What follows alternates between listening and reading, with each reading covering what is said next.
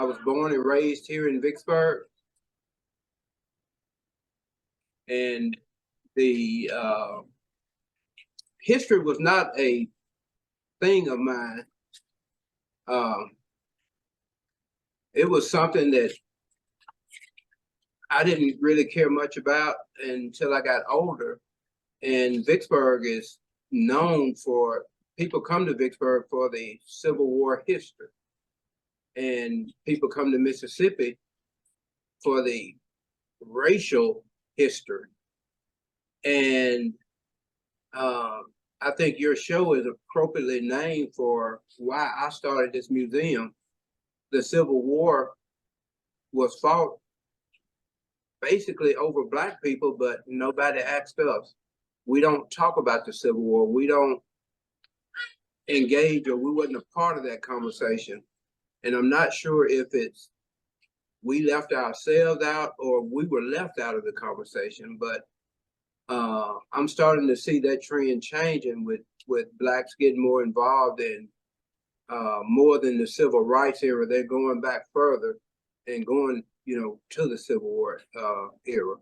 And as you talk about the civil rights era, we certainly need to be cognizant of the fact that it started long before then. So with you bringing to us tonight this magnificent information that you have dealing with the Civil War, and most people don't really understand, or they would not accept, and I'm sure you will address that, is that we fall prey to hearing so many distorted views of what the Civil War was about, and people talking about protecting their heritage and all of that, and reenactments and things of that nature. So as we move forward, when you really got interested in doing this type of museum, much like myself, I was never much of a history buff, to be very frank. However, I was always into being an activist all of my life, from a youngster on up. And it just never dawned on me that how can I be an activist totally without even knowing even more history? And I was so frustrated as a young man with the false narratives that are always out there, with the Confederate flags and that kind of thing. So if you will, sir, if you share with us, and you have already about what piqued your interest, more that really got you going and really got you started on a personal basis to do this magnificent Civil War museum. Right. Well, again, the Civil War is all around me in Vicksburg. And the one thing that they don't talk about is the slavery aspect of it. And that baffled me. How can you talk about the Civil War and not talk about slavery? They mention a slave on a plantation or something, but they never get into the politics of the war. So I started visiting Civil War shows, and I quickly noticed always I was the only Black person there, and always somebody was going to tell me that this war was not about slavery.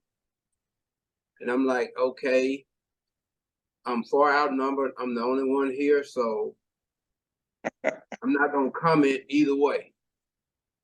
But the more I heard this, the more the conversation would go, I started researching it. I'm like, why are these people telling me this? I know I'm the only Black guy here. You're going out of your way to make me feel comfortable. You could do that easier by just telling me the truth. And when I started researching, I ran across the letters of secession, especially Mississippi. And it talked about the slavery aspect, period. And it said that the Black race was the only race that can endure the sun and the tropical sun in the state of Mississippi. And in the first 7 states, starting with South Carolina, they were the first state to leave the Union. And Texas was the last of the first original 7. Every one of them talk about slavery being the reason the Confederacy was formed. So that period from 1861 to 1865 slavery was the hot button issue. And what happens when you bring up the Civil War, and especially white Southerners, they try to justify by saying that their ancestors didn't own slaves or their ancestors didn't fight for slavery. Well, I could care less why your ancestors fought. The question is, why did the war happen? Okay, the war happened because of slavery. The southern states wanted to expand slavery into the new territories that the U.S. had gained. And the North said, okay, you can keep slavery in the South. They did a couple of amendments, the Crendon Amendment and the Corwin Amendment, which would have allowed the South to keep slavery. But those were rejected by the Southerners because they figured if we can't expand it, it will eventually be non-existent. And they thought it was just unfair. So they left when Abraham Lincoln was elected in 1860, in the election of 1860. He took office in 1861. Before he took office, those 7 states had left the Union and formed the Confederacy. And I think me starting this museum was to kick off Black people. I wanted Black people to be a part of the conversation from an intelligence standpoint, not this storefront or barbershop conversation. Do some research. Find out that we were never given freedom. We fought for it, and a lot of Black men died. 186,000 Blacks served in the U.S. Army during the Civil War and 20,000 in the U.S. Navy. 40% of those men died due to battle wounds or disease, but they died so that we could be free today. And it's unfortunate that Blacks were not included in the discussion, were not a part of the conversation. So we fail to honor those men. We pick up history in the 1960s with the Civil Rights Movement, Martin Luther King, Medgar Evers, and those guys have their place. But the guys before them paved the way so that they could do what they do. And in my study, the person that I shied away from the most in high school, Frederick Douglass, I always compared him to Martin Luther King, and for me, Martin Luther King was a better fit. He was clean cut, he was well dressed. I thought that Frederick Douglass was kind of, with that afro, the wild hairstyle he had, that just didn't fit my mold. But studying now, that was probably one of the worst mistakes I made in my life. Frederick Douglass was the most photographed person in the 1800s. I mean, above any white person, above anybody. In the 1800s, Frederick Douglass was the most photographed person of that time period. And people would come from all over just to hear him speak. In fact, it was rumored that he wasn't Black because he spoke so well. Now, speaking of Frederick, Mr. Frederick Douglass, that's an interesting analogy that you give. And this is a question that I'd like you to answer if you would feel comfortable doing it. Do you feel at that time that because of the indoctrination that we received as a people, that had anything to do with you not really feeling comfortable with his physical appearance, with the big afro, etc., or it was just something that you just never cared for, quote, big hair, unquote? No, I think it was more the stereotype, the television shows that they would show of Black people, and they always showed it in kind of a comical way, not a serious way. And King stepped outside of that. He was one of them. He dressed like them. He, you know, the suits, the tie, the well groomed. And looking at Douglas, I think I was misled, I guess, to falsely believing this man was incredible. He was actually well dressed for that time period. He was very stylish. Had a very nice house. He played the piano. Had a piano in his house. I mean, my perception was so wrong based on modern perceptions. Wow. You know, may I ask this question also? As you share that, it brings about an interesting, well, to me, I've had some really, really interesting conversations, and I'm going to liken this to the Civil War Museum and what you shared with us about Frederick Douglass. Over the years, and I'm also a life member of the NAACP, et cetera, and I've heard so many reasons why we as Black people, people of color, whatever you want to call us, did not like Amos and Andy. You know, oh, they're buffoons, they're this, they're that. But I always saw past that. And let me tell you why. And I'd like your opinion on that. Comedy, even during that time, with the vaudeville acts and all of that stuff, was comedy. And I'm looking here, feeding off of what you've shared about Frederick Douglass and about the misgivings that we have been fed.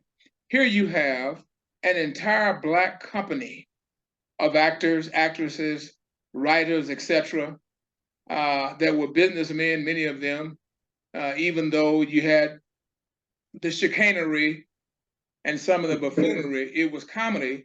But nobody, I didn't think, even as a young man, when I would hear people criticize it so hard and so harshly, was the fact that these guys are doing things and women are doing things that is said that we could not do, or that we were not capable of doing. Other characters on the show were professional and spoke really well, as we talk about articulation or pontification or extrapolation or whatever words we want to go back to the dictionary and use. And I'm asking you because I'm asking you specifically because of your insight with that Civil War Museum, brother.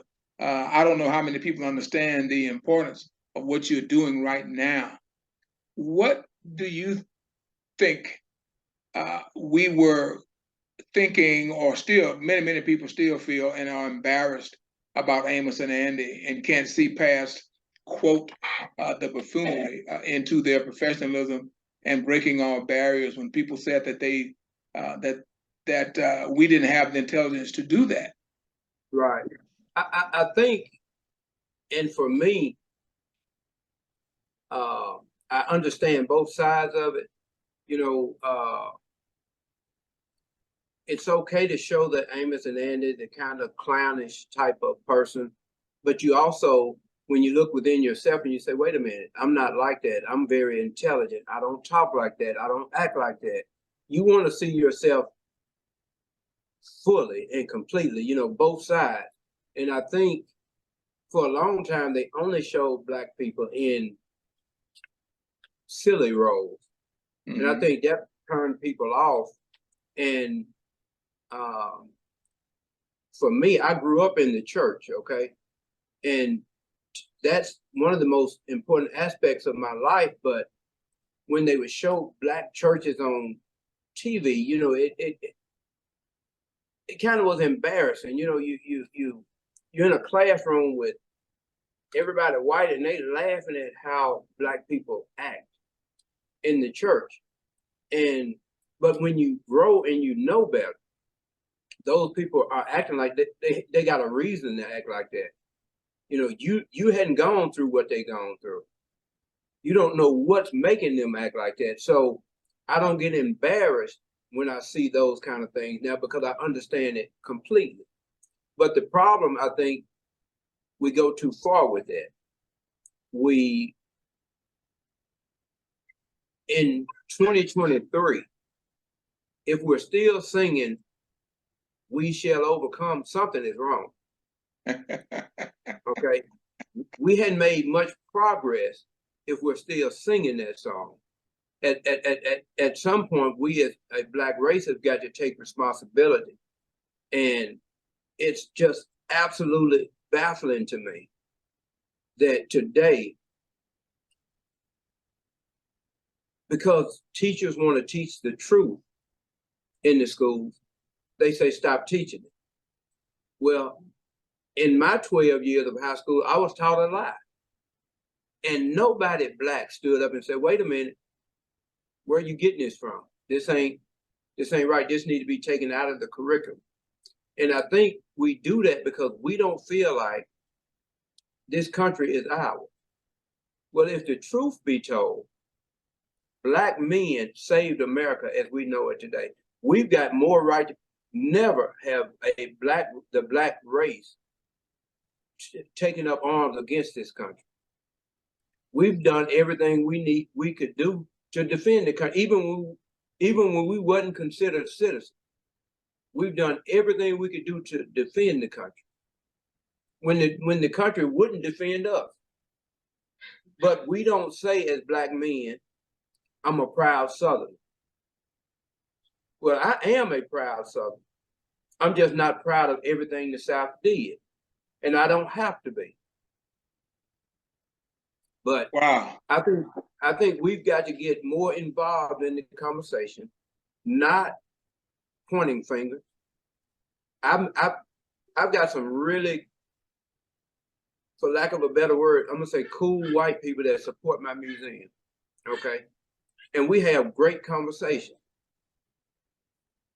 But there's some idiots out there that still feel like we're 3/5 of a person. And I'm cool with that because I don't care how you see me. What affects me is how I see myself.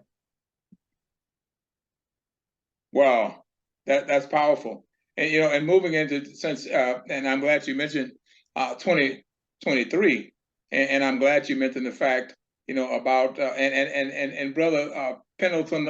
May I share with you is that many times I call our white brothers and sisters my less melanated brothers and sisters. Just want to share that with you, and I do that honestly for my reason because as I said, I've been active all my life. But as you share that, and moving into 2023. With what we are seeing right now, especially, and I'll be very honest with you, especially with our children, and it's been happening for quite some time as you talk about the civil rights movement, etc. I am just wondering how many groups of our children, alleged gang members, alleged law violators, alleged children that don't want to learn, alleged children that don't feel good about themselves because they are, quote, Black, unquote, have been through your museum. Parents have brought them to your museums. Schools have brought them to your museum. Leaders, if I might share, say, neighborhood leaders have brought them to your museum. I've reached out to school groups. I post stuff on Facebook. I partnered with the National Battlefield Trust, and I tell the school groups you can come free. It won't cost you a dime. Just come. Same thing with church groups. Okay, because sometimes, and I try not to make excuses, because I think that's the new racism when we try to lower the bar for Black people. Well, they can't afford it, so we got to make it lower so they can afford it. We can afford it. We buy what we want to buy. We drive some of the nicest cars. We wear some of the nicest clothes. If you don't believe me, go by any church on a Sunday morning. Okay. Absolutely. But I understand, if you got a pretty big family and you may not could bring 4 or 5 kids and yourself and your husband to a place like this and spend $7, $8, per person. But I'm baffled In the Vicksburg National Military Park, for those that don't know, there's not a Confederate soldier buried in our National Military Park. They're all buried in the city cemetery. There's more Black soldiers buried in the Vicksburg National Military Park than any other military park out there. But very seldom, I can't ever remember having a Black person come in my museum and say, my parents, or I've been to a national battlefield. Interesting. We don't feel like that's a part of our history. When we talk about the Civil War, immediately I think people think of the Confederacy. So they think the Confederacy was fighting themselves. But and I'm very careful, because when you look at it, the accepted number is 850,000 people died during the Civil War. Okay. Some of those, or the majority of those, were white people. And over half of those whites were fighting for the cause of freedom. So we've got to be careful when we point fingers, and we don't want to, we shouldn't ask God to deliver us from something for us to turn around and become that something. Too many people. Brother, you said a mouthful. Repeat that, please. Yeah. Again, we shouldn't ask God to deliver us from something for us to turn around and become that something. And that something that I'm talking about is racist. Too many people prayed, too many people lost their lives to get rid of racism. We can't fall into that trap. Mm-hmm. We've got to acknowledge, and the Bible says, give honor to those whom honor is due. There were people, and these are people that are not talked about in the Civil War. There were white people that were stops on the Underground Railroad that had nothing to gain, but everything to lose. Had they been caught harboring Black people, for them to get a little rest or maybe get a drink of water or some food. Had they been caught, they may have been killed or whatever. But they took that chance with nothing to gain. So we can't go around and point fingers that make these blanket statements that all white people are bad. I'm going to treat you the way that you treat me. Now, I'm not, I told you, I'm a church man. I'm a deacon at my church. But I don't believe in this turn the other cheek. If you hit me, I'm going to hit you back. Yeah, Brother Pendleton, you sound like me, brother. I tell people all the time, I haven't reached that plateau yet. Keep your hands to yourself. And if you allow me just to go backwards to come forward just for a minute, when you talk about Martin, and I was always a Martin / Malcolm fan. Now, I'll be very honest.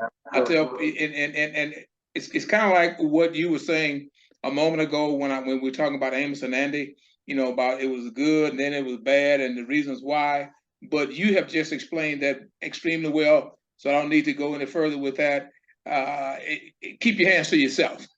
Now, as we move forward in this process, I know that you may have some artifacts or some specific readings or some things that you might want to show to us, or your daughter might want to show and explain, and I want her to feel comfortable doing that as she prepares, as you prepare to do that. I would like to share this with you, though, as we because I want to talk about what you just said briefly, because I see all of these thumbs going up from our audience. Is that when we talk about becoming what we say we don't like, I can't agree with you more, and that's why many times I ask, to be very honest with you, some of my white friends, and they still get mad at me to this day. I said, if you really believe in your heart that I'm a 3/5 person, and you've been technically free ever since you hit these shores and before, why are you still where you are? And they turn all colors of red and orange. So why are you still where you are? If you're superior, if you're so much smarter than me, if you're so much more intelligent than me, then why are you still where you are? And don't even mention the fact, and a lot of people like to call it boasting or bragging. So many of us are careful about what we share because we weren't brought up that way. I don't believe in bragging and boasting myself, but a fact is a fact. I said, so why are so many of us past where you are? You can't put it on affirmative action, etc. So, and that's another show in and of itself. But I just have to share that because of what we're talking about tonight. Is we're talking about the Civil Rights Museum, and you've already shared about the support that you get from our less melanated brothers and sisters, and about us becoming the detractor when we detest the detractor. All that's very, very, very sound. So that's why I was just sharing as we get ready to look at possibly some artifacts or some information you might want to read, or your daughter might want to read, or some things. Please feel free to do so. Let me say these couple of other quick points, because you took me down that road, so I got to go there. Please go. First of all, they did not believe that we were 3/5 of a person. They didn't believe we were less intelligent than them. The proof in that is that they denied us the ability to read. If you thought that I was inferior, what difference do it make? I could read whatever. You knew that I was inferior. Okay. You didn't tell the cattle out in the field or the horses not to read or not to learn or not to, write, because you knew they couldn't. You knew that they were inferior.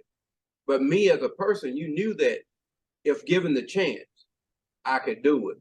And the last thing I'll say before we get into the artifacts, a big question, and this is mainly for the audience, a big question that I'm always asked is about the Confederate monument. Okay. And people tell me that, and I would say in Vicksburg, I think I would be a person that would be protesting if they tried to take them down, because our economy depends on the military park and those statues. People coming here to look at them. Okay. But don't treat me like I'm stupid. People tell me, well, I don't think they should remove the statues. If we take them down and we remove history, or we forget about history, we're bound to repeat it. Well, when you tell me Robert E. Lee was such a great general, why wouldn't we want to repeat that? If statues represent things we don't want to repeat, put up statues of black men being lynched. That's what I don't want to repeat. Absolutely. Put up statues of the Klan. I don't want to repeat that. But these great generals that's sitting on these horses looking like great American heroes, why wouldn't we want to repeat that? Now, I'll let her show you some artifacts. Beautiful point. Okay, show me Mississippi's secession letter. I want to read a paragraph in Mississippi's secession letter. Okay. Our position is thoroughly identified with the institution of slavery, the greatest material interest of the world. Its labor supplies the product which constitutes by far the largest and most important portions of commerce of the earth. These products are peculiar to the climate verging on the tropical regions, and by imperious law of nature, none but the Black race can bear exposure to the tropical sun. All right, you can stop right there. Go over to that cornerstone speech and read that bottom paragraph. Okay. And you said read the cornerstone speech? The bottom, on the third page, the bottom paragraph, the first 4 or 5 lines. Okay. Our new government is founded upon exactly the opposite idea. Its foundations are laid, its cornerstone rests upon the great truth that the Negro is not equal to the white man. The slave subordination to the superior race is his natural and normal condition. All right, that's the slave cabin.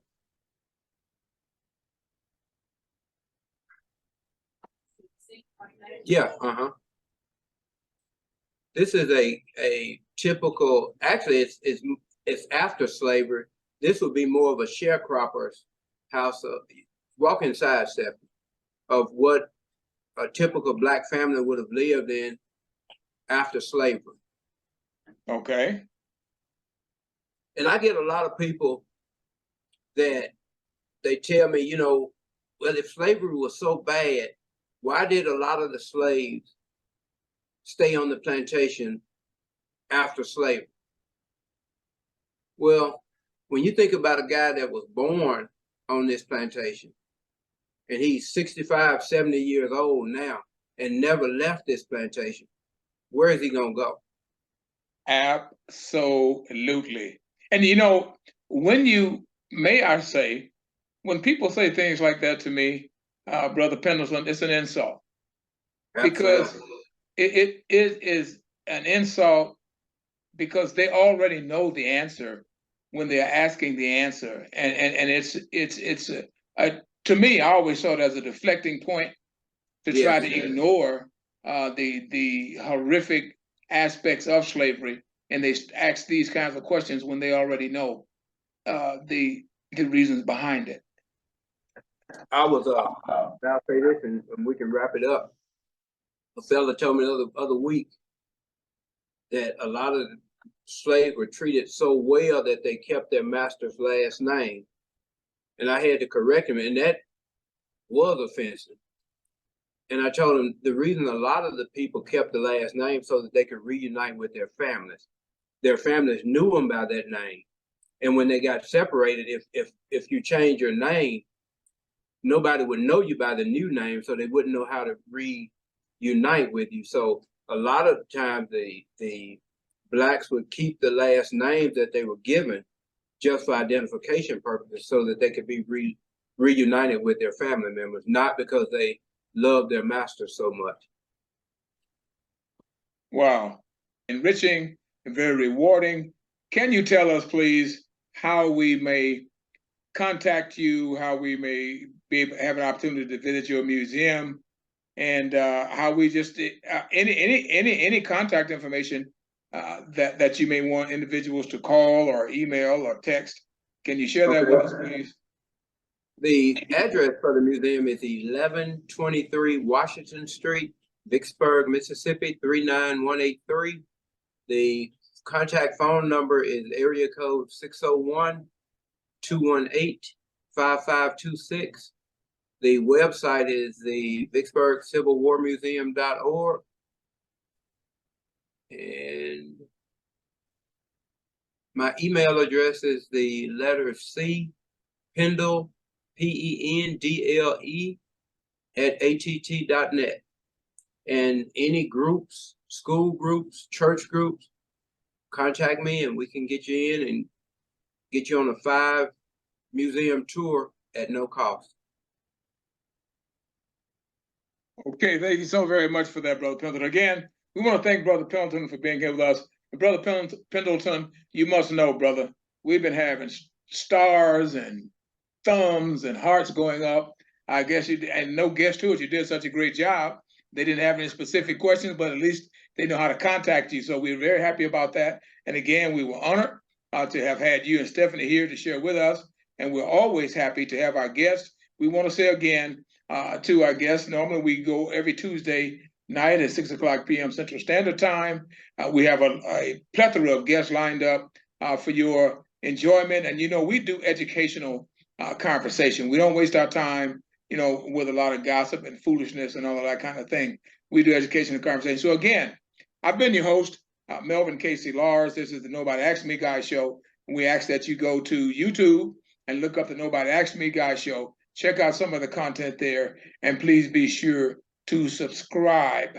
Brother Pendleton, it's been great. Again, we appreciate you being here with us, kind sir. Thank you, sir.